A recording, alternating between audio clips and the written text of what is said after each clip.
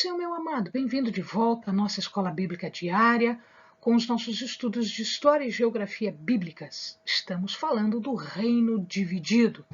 Então, pegue a sua Bíblia, pegue o seu caderno de estudos, ore ao Senhor, pede a Ele discernimento, entendimento, conhecimento, sabedoria, pede a Ele proteção para que nós possamos desvendar dos seus mistérios.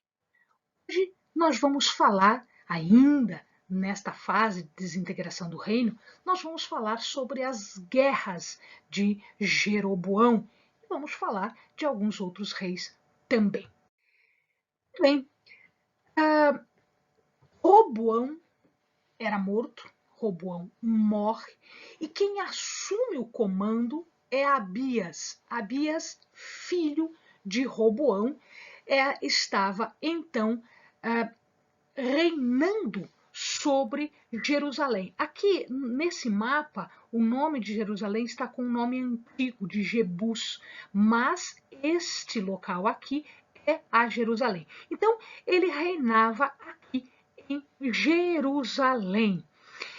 E Abias provoca, a gente já viu isso, ele provoca Jeroboão. O que ele faz? Ele vai até um monte Zemaraim, no monte Zemaraim, fica em Efraim, ou seja, na terra de Israel.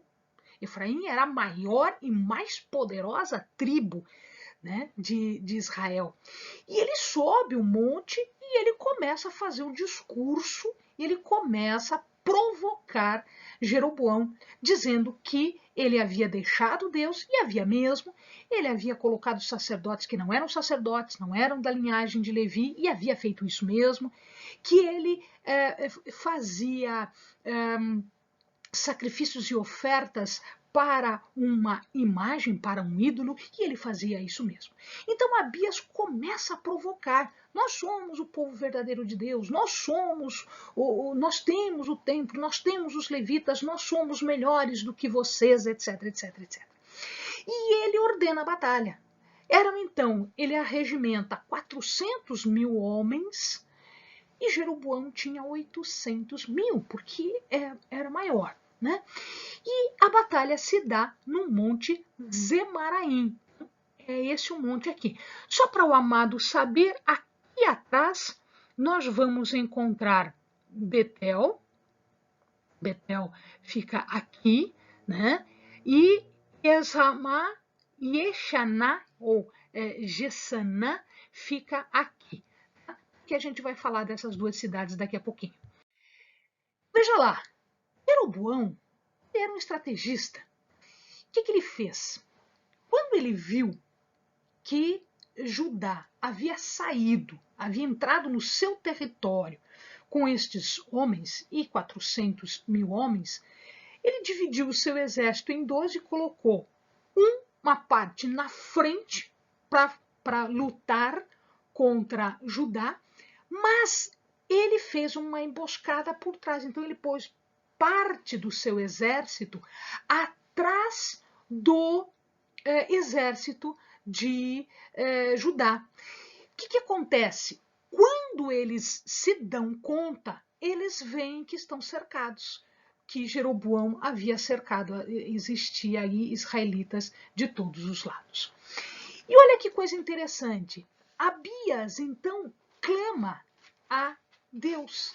Ele clama a Deus, diz no 2 Crônicas, capítulo 13, no versículo 14, no finalzinho do versículo, quando eles viram que estavam cercados, né, eles diz assim: então clamaram ao Senhor, e os sacerdotes tocaram as trombetas, né, e os homens de Judá gritaram, gritando os homens de Judá, Deus feriu a Jeroboão e a todo Israel diante de Abias e de Judá. Então o que acontece aqui?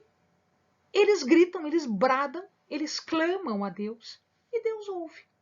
Deus ouve e, apesar deles estarem em número menor e apesar deles estarem numa estratégia de guerra, que deveria tê-los feito perder a guerra, eles ganham a guerra. E a Bíblia diz que foram 500.000 israelitas mortos. Eles estavam em 800, foram 500.000 mortos. E aí eles conquistam a cidade de Betel, que mostrei para vocês, atrás do monte, né? Gessana e Efron. Efron eu não mostrei para vocês no mapinha anterior, porque a gente não sabe direito onde é que ficava esta cidade. E aí a Bíblia explica para nós.